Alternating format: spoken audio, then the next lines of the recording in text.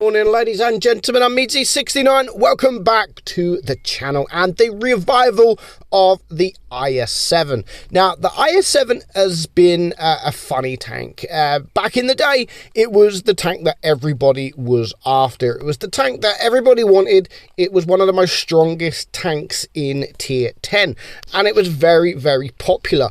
It still is. It's always been popular, but over the years, the tank kind of got boring, and the changes that it has kind of received, or not the IS-7 directly, but more tanks like the IS-4. The IS-4 got changed, and to be honest, there was no reason to play the IS-7 anymore. What's the point of playing an IS-7 that the armor profile was troll, but it was never really that strong because of the pike nose? So you try and angle, then your side here at the front, it becomes weak, and the lower plate was very, very weak as well. So what's the point playing the IS-7 when you could just play an IS-4, which was really, really heavily armored? Now, since Wargaming gave this tank the HD model, the PBR file, this tank has just been revived. It really has, and it now is just a fantastic tank again, and they haven't really changed a lot, just the armor profile, and that was enough to make the tank really, really good again. It was one of my first tier 10 tanks in the game, and I don't regret it. I do regret it in a way, because I wish I would have learned maybe the IS-4. I always sort of recommended the IS-4 first, because you can make more errors and you can get away with it. Whereas the IS-7, you can't really learn side scraping and things like that in this tank because of that pike nose. Now, the turret is still very strong. There are weak points either side of the gun as soon as you start turning the turret, but the overall, the turret is still very, very strong at 240 millimeters of armor. It also has 150 on the hull, so the hull is actually really good, and there is a knack to playing the IS-7, just like there is all the other pike nose tanks. So it is a high alpha. It's 130 millimeter gun, and which means it does have the higher alpha damage. So your DPM 2400, yeah, not the best, but you know, it's a Russian heavy tank. What do you expect? And the reload is 11.4 seconds. Penetration 273, which is not bad for this tank, I suppose. And I mean, it's not the greatest, but the APCR is 318, and we are actually running that with calibrated shells. So of course, you take calibrated shells off, yes, your DPM does go up a little bit, but of course the penetration then isn't the greatest at 260 and 303. I mean, don't get me wrong, 303 is still enough to get through most things. So it's really up to you what you run this tank with, just like it is with most tanks, to be honest. You either want to run it with calibrated shells or you want to run it with the rammer. It is totally up to you. So the alpha, you have a 460 alpha gun, which is good because of the tank is, you can get more high rolls in this tank than you can the majority of the other heavy tanks in tier 10.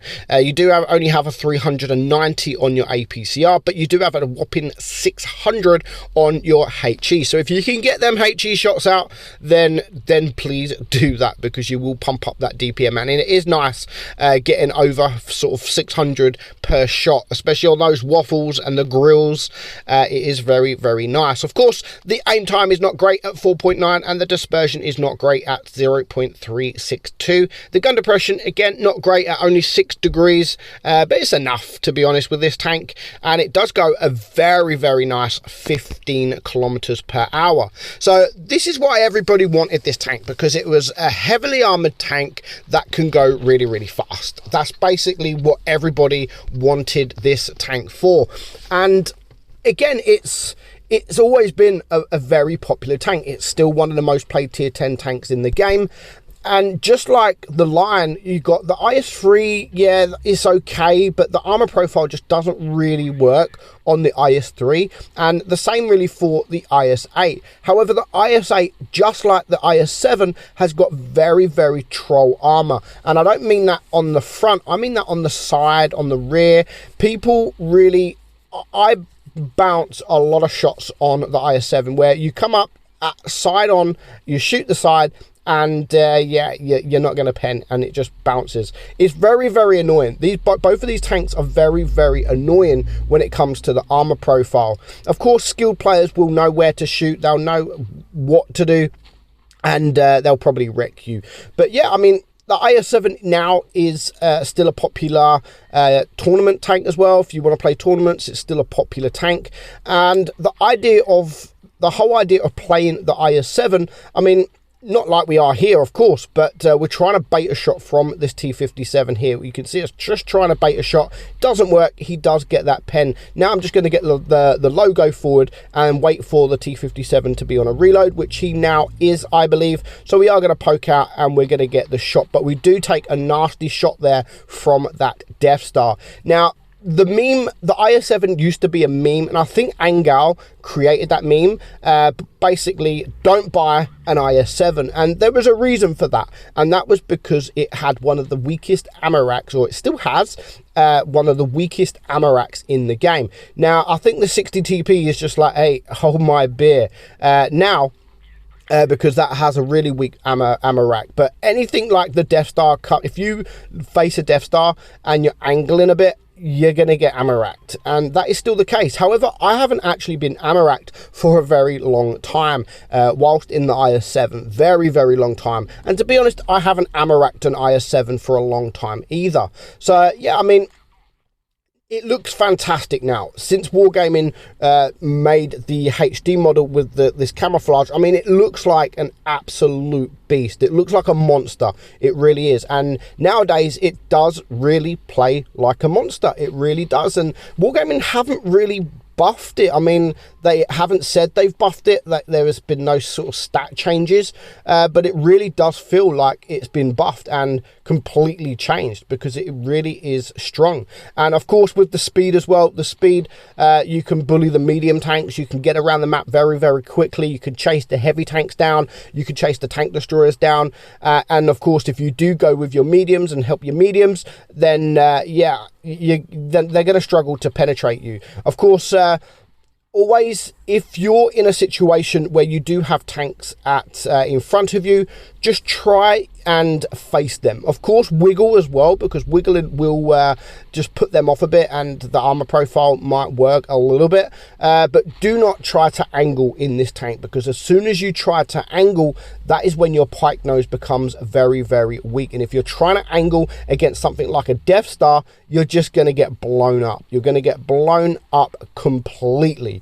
So yeah, don't try and angle. Of course, reverse side scraping, yes, you can do if you're in that right situation. Now, I never really mention reverse side scraping, because it's very, very situational, and you don't really just want to go into a position and reverse side scrape, because you're going to waste your time turning around. Only do it if you absolutely have to, and you're in a situation where you can actually reverse side scrape. So, but just try not angle. If you're in the open, like we are, say in this kind of position, and there's a tank in front of you, just face them. Yes, the lower plate is weak, but if you're wiggling side to side a little bit, not too much, if you're wiggling side to side, then it can put them off. So we're just going to have this last game here, and I don't do fantastic. We get a few bounces, but the only reason I played it because my man Juicy Tender Steak is on the enemy team, and yeah, I like it when I like beating Juicy. He's a fantastic player, one of the best in the EU server, very good streamer as well. So if you haven't checked Juicy's channel out, do go check his channel out. He does do some entertaining streams. That was a lucky shot there. I mean, we turned just at the last minute. And also another bit of advice, if you are in the open and you're not confident in bouncing shots, I mean, I know I'm angling here in a way, but I'm just trying to get into a position where I can get the shots off and just back up in time to get out of the way from these guys. And you can see here, we still don't manage to do that from the FV215B. But yeah, if you're not confident in trying to angle, or if you're not confident, if you don't feel comfortable in directly facing these guys, then your next best thing, honestly, is to turn sideways. Sorry if you hear that car in the background there. Yeah, to turn sideways, because honestly, you can you can bounce a lot. Most of the bounces in this tank comes from the side, believe it or not. Unless you're in a sort of hold down position, most of the block shots in this tank you will get from the side. There is a small chance, or not a small chance, but there is a chance that you could be ammo racked from the side as well, and that is the worst thing about this IS-7. If someone like a Death Star shoots directly on the middle of your tank, let's try it to see if we can get this position. So you can see these lines at the side of the tank. I can't really go any forward. You got these little lines in the turret. You see that turret where you got the star?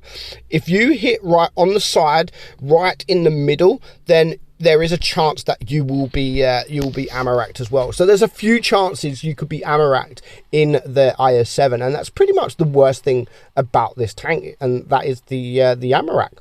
But now the 60 TP is here. The 60 TP has taken over as the #1 ammo racked tier 10 in the game. But if you haven't played the IS-7 and you haven't grinded the line, it definitely is now a good time to grind the IS-7, because not only is it a fantastic tank now, but it really does look the part. It really does look like a beast, and it looks scary. It does look scary, and I love the job that Wargaming did with this tank. So if you haven't played it, go play it. Now's the time to go play it. Of course, I don't know what the changes are going to be in 9.1. I don't know if it's going to affect the IS-7. I don't know if it's going to make it better. I don't know if it's going to make it worse. But of course, when 9.1 does come in and I have more information, I will let you guys know. But now is the time to go play this fantastic tank. Hope you enjoyed today's video, guys. I'm meadsy69, and I'll catch you all soon. Bye bye.